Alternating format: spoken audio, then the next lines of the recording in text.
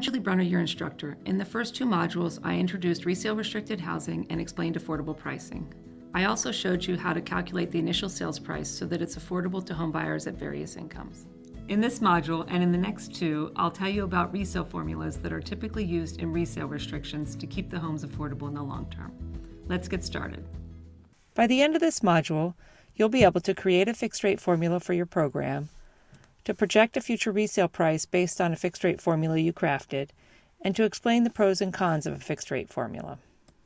If you remember from the exercise we did in Module 2, our first goal was to set our initial sales price in a way that would not only be affordable to the first home buyer, but with the help of the resale formula would stay affordable to future home buyers. Similarly, when we established a resale formula that will limit the price at which the home can be sold, we want our resulting sales price to be affordable to the new home buyer, and to provide a fair return on investment to the outgoing homeowner. There are always trade-offs in wealth building versus long-term affordability, but many programs successfully do both. There is no one right resale formula, but whatever formula you choose, it's important to review its performance over time to make sure it's truly meeting your program objectives.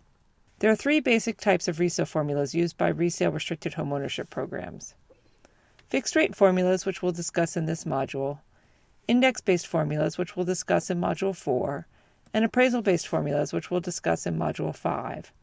For each type of formula, I'll explain how to calculate the resale value and describe the pros and cons. By the end of the series, you'll have enough of an understanding of each one that you'll be able to experiment with all the options to determine which one is best for your program and in your community. In the last module, I explained the difference between the terms purchase price and affordable price. In this module, you'll hear me use the term formula price. The formula price is the maximum allowable resale price. It's calculated using a formula in the regulatory agreement, such as the ground lease or deed restriction. Equity is the value of the home minus any outstanding debt, such as the outstanding balance on a mortgage loan. The classic fixed-rate formula is simple. You take the affordable price the homeowner paid when they purchased their home, and you increase it by a set multiplier over time.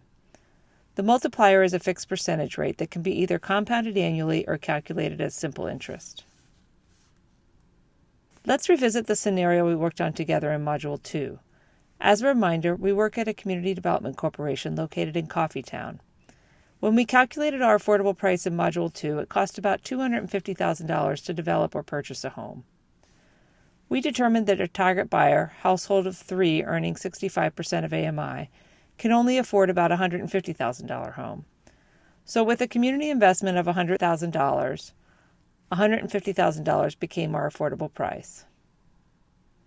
In Coffeetown, we decided to go with a fixed-rate formula of 1.5% compounded annually.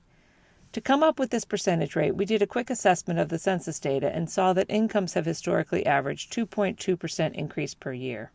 But after considering that mortgage interest rates are at historic lows, we decided to be a bit more conservative with our fixed rate of return to buffer against rising mortgage interest rates in the future.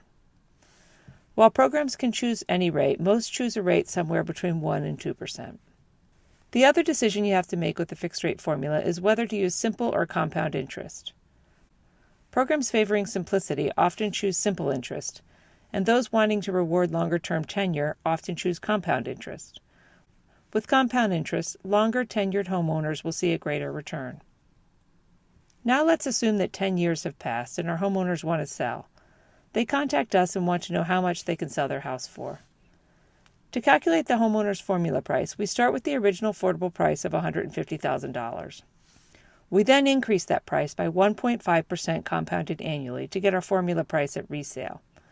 I use Excel to do the compound interest calculation. You'll notice that the number of years shows up as an exponent in the calculation. This results in a formula price of $174,081. So this homeowner can sell their home for no more than about $174,000 to the next qualified low-income home buyer. Because the formula is based on a fixed rate, you can also easily prepare a table up front to show homeowners what they can expect the formula price to be for each year that they own their home. It's important to note that the formula price sets a cap on the maximum sales price. It's not a guarantee. There are many reasons that a seller may not be able to sell for the maximum allowable price. For example, the home may not appraise at or above the formula price because of market strength or deferred maintenance. For fixed-rate formulas, there are generally two approaches to addressing the market cap of a formula. The first option is to say that the price is the lesser of the formula price or appraised value. In this instance, the program takes the risk if market prices fall because the seller's price can continue to increase with a fixed-rate formula even when markets are falling. If you choose the lesser of the formula price or the appraised value, if the market falls, the program takes 100% of the loss in value. As we mentioned earlier, the formula price for the home that would be $174,000 after 10 years, so we have to compare that number to the current market value. Our home that initially appraised for $250,000 and sold for the initial eligible buyer for $150,000 is actually now only worth $200,000. Since the formula price is less than the current appraised value, our seller can sell for the full formula price even though the market fell during the time they owned their home. So you can see that the homeowner's investment grew as a proportion of the total market value from 60% to 87% when the price increased from $150,000 to $174,000.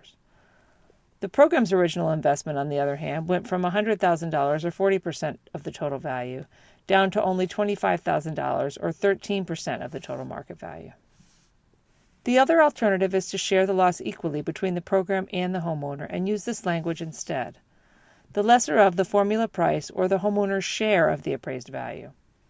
The homeowner's share is calculated as the ratio of the buyer's original investment to the original market value.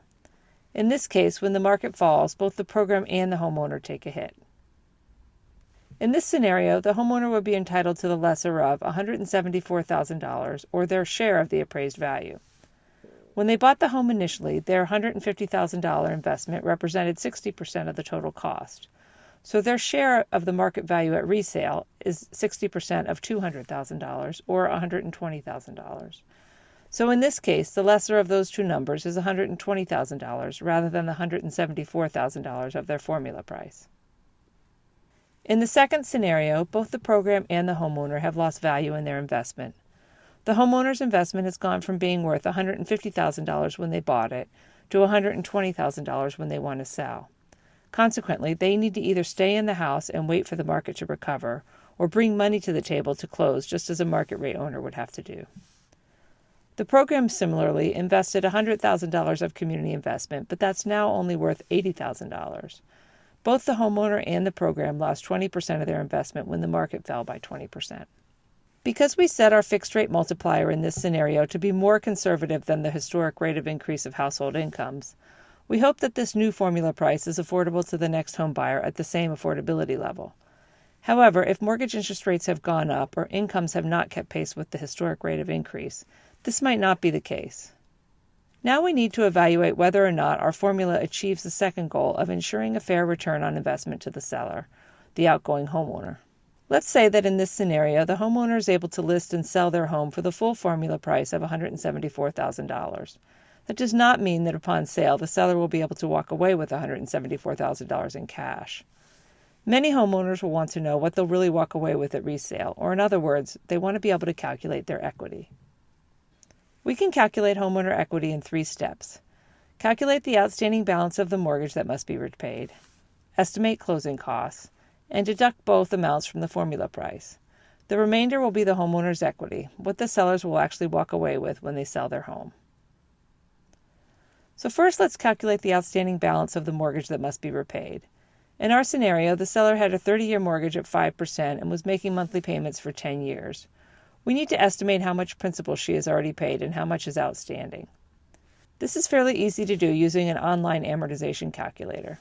We start by entering the initial terms of the mortgage and when the homeowner started making payments. The calculator then gives us a chart broken down by year or month of how much principal and interest have been paid. If we assume that our buyer started making payments in 2005 and it's now 2014, we can see that after 10 years of payments, she has paid down the principal, so her outstanding balance is about $122,000.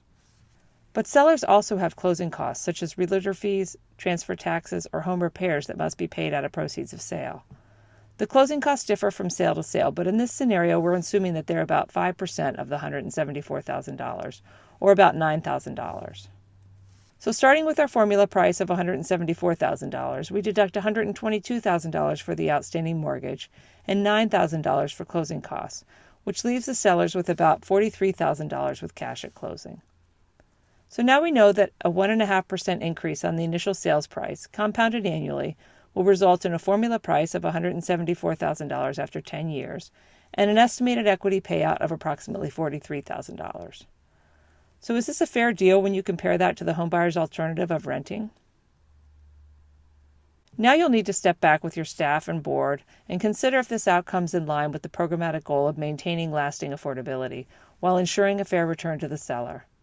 If the balance is out of whack, if the formula price is too high to be affordable to our target market, or if the cash out is too low to be considered fair, we must go back to the top and adjust our fixed rate and try again. Increasing the formula rate will ensure a greater return to the seller and less affordability going forward. Decreasing the formula rate will ensure greater affordability and a smaller return to the homeowner. As you might have guessed, there are some significant advantages to using such a simple formula. One is that you can calculate the formula price at any time, and in fact, you can even forecast the maximum resale price for every year from the date of purchase. Similarly, the formula is easy to understand and administer. Ease of administration is a high priority when crafting your resale formula. In an effort to create a perfect formula that's absolutely fair, programs can come up with formulas that are so complicated their own staff don't understand how to calculate them, much less their home buyers. A fixed-rate formula provides a slow, steady increase over time, which is what most of us are trying to achieve with our resale formulas. Providing you choose a conservative percentage, it also effectively controls affordability. The most significant downside of a fixed-rate formula is that it's not associated with the condition of the home, nor does it reward for making improvements. The improvements issue can be addressed by adding a capital improvements credit to the formula. Doing so would make your formula more complicated, but it could improve the performance of your formula if you have a programmatic goal of encouraging certain types of improvements to your homes. Since my formula is compounded annually, it provides a slight incentive for long-term tenure, but fixed-rate formulas that use simple interest provide no incentive for long-term tenure. If this is a priority, you may want to consider a variation on the fixed-rate formula, which increases the rate over time. The formula may state, for example, that the home will increase by 1% for the first 5 years, and then 1.5% for the next 5 years, and then 2% after that.